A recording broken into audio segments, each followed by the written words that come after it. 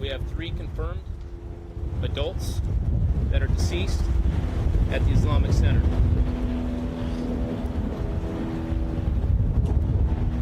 There is a lot of preliminary information that we're going to try to highlight and cover, but understand it's going to take us some time to get accurate information out to everyone. Here's what we know so far.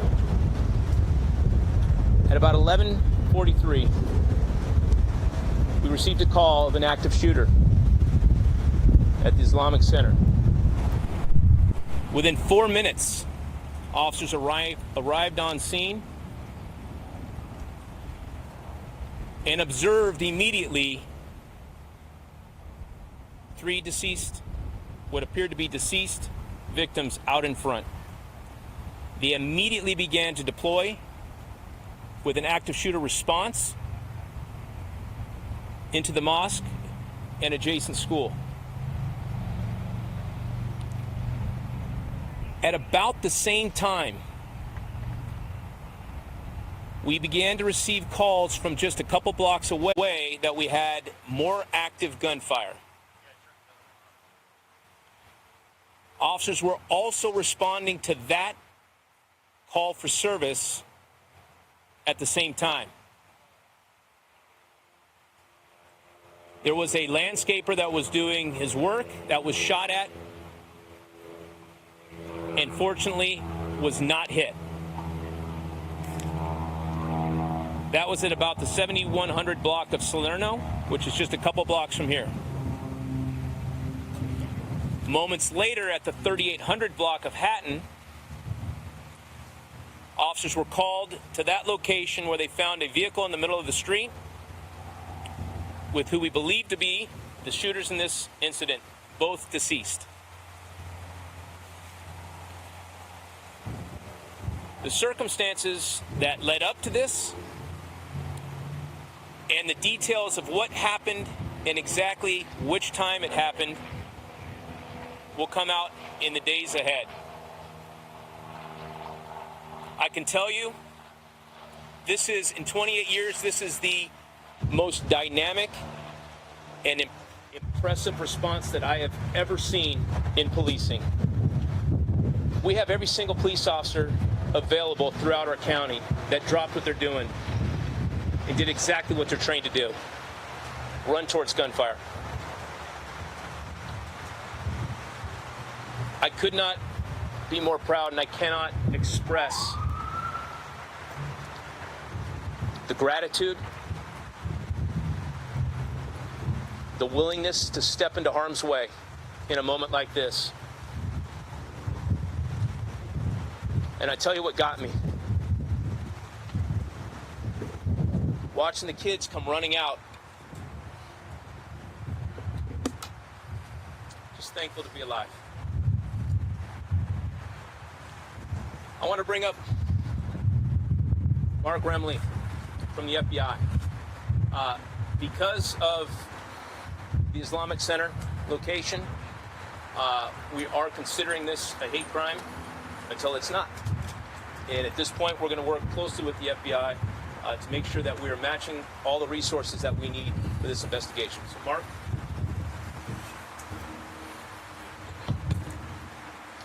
Good afternoon. My name is Mark Remley. I'm the Special Agent in charge of the FBI San Diego Field Office. Today, the FBI responded to assist our local law enforcement partners at the Islamic Center of San Diego. This was based on reports of an active shooter. As the chief said, what we know at this time is that there are 3 deceased adult males, and those are the presumed victims at this time. On behalf of the FBI, we extend our sincerest condolences to the family and friends of the victims of this tragic incident. There were 2 subjects, both teenagers, and both are confirmed deceased. I want to thank our local law enforcement partners for their quick response that undoubtedly saved the additional loss of life. The FBI is meticulously assessing the situation and is prepared to employ every resource we have to uncover the facts of this incident. No community should have to go through such a tragic incident, but we will work tirelessly until we learn the truth. We have on scene a number of special agents, task force officers, our evidence response personnel, victim specialists, and many more. As we work through this investigation, we ask for your patience to determine any motive and facts associated with the shooting. The FBI continues to ask for the public's help in providing any information that could help us resolve this investigation, and we remind the public that any detail, no matter how small, could be useful. The FBI has set up a digital media tip line for information regarding the shooting. We ask that the public submit their tips to FBI.gov or call 1-800-CALL-FBI with any information. You've been listening to law enforcement giving an update on an incident at the Islamic Center of San Diego this afternoon. 3 adults dead at the scene. 2 shooters, what they believe to be the shooters, dead as well, outside of a vehicle or near a vehicle nearby. Also listening in with me is CBS News national correspondent Jonathan Vigliotti, who's following the story for us. Jonathan, you were listening along with me. What stood out to you?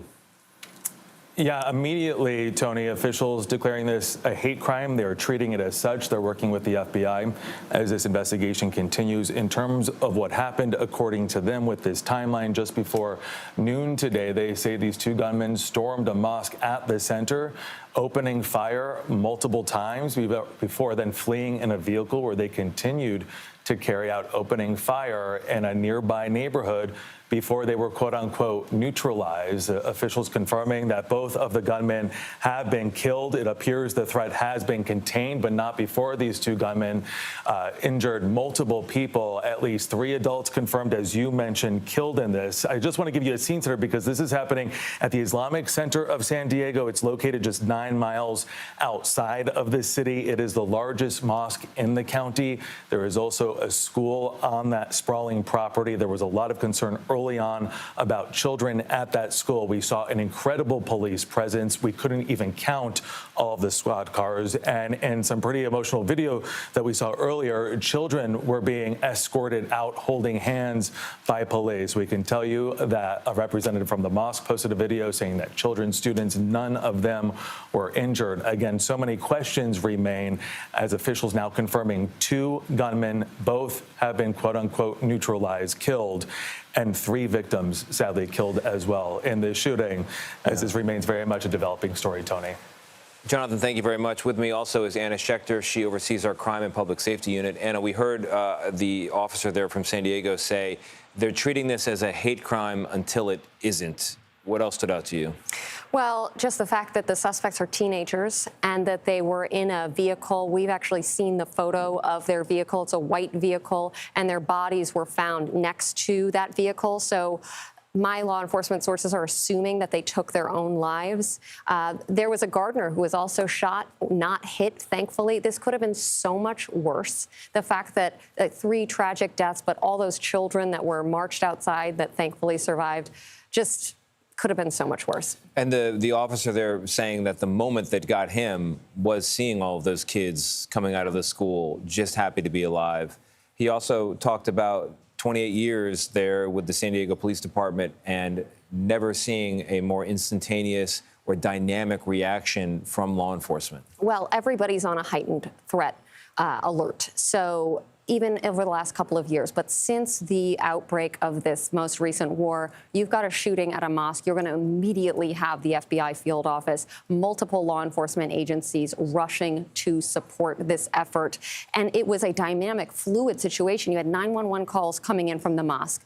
You had 911 calls coming in from a few blocks away. So when I read that, I'm thinking, okay, the 2 suspects went in, fired shots, killed those 3 people inside the mosque, then left and went and carried out more shootings. Thankfully, no one was hit, and then potentially took their own lives. They're still trying to pin down if anybody shot them or if they took their own lives, but my sources are telling me it appears that they took their own lives. Yeah, and they're looking for why this happened, Absolutely. What may have motivated it. Those are questions for the days ahead. Anna, thank you very much. Jonathan, thank you again to you.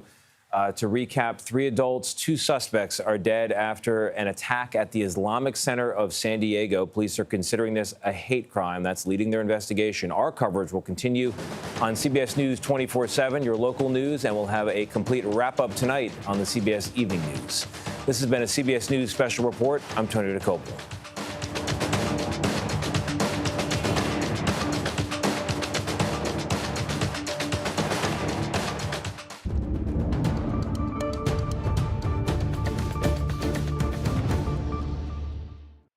Nicole Killian in Washington, and you've been listening to a CBS News special report. San Diego law enforcement just provided an update on the shooting at an Islamic center. At least 3 victims are dead. 2 suspected shooters are also dead. We're told all children who were inside, though, are confirmed safe. We want to go straight to CBS News national security contributor Sam Vinograd. She is also the former Assistant Secretary for Counterterrorism at the Department of Homeland Security. And Sam, we heard from law enforcement officials there on the ground, as well as from the FBI, that they're investigating this as a hate crime. Where does this investigation go from here?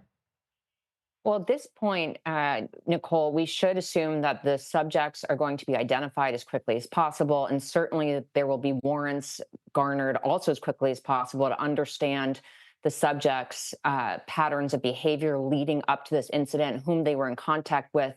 There will be ballistic and forensic evidence that is collected to ascertain where the firearms were purchased, as well as ultimately what the motivation was that led these 2 individuals to allegedly go and shoot at the Islamic Center. Certainly, of course, their social media profiles will be reviewed to see if there's any nexus to, for example, foreign terrorism or other individuals in the United States. But I do want to highlight one thing. In my experience as Assistant Secretary for Counterterrorism, we work tirelessly with faith-based institutions all across the country, as well as federal, state, and local law enforcement partners, to ensure that if an incident like this did play out, that the response time was as quick as it possibly could be. And we understand that the response time in this case was 4 minutes.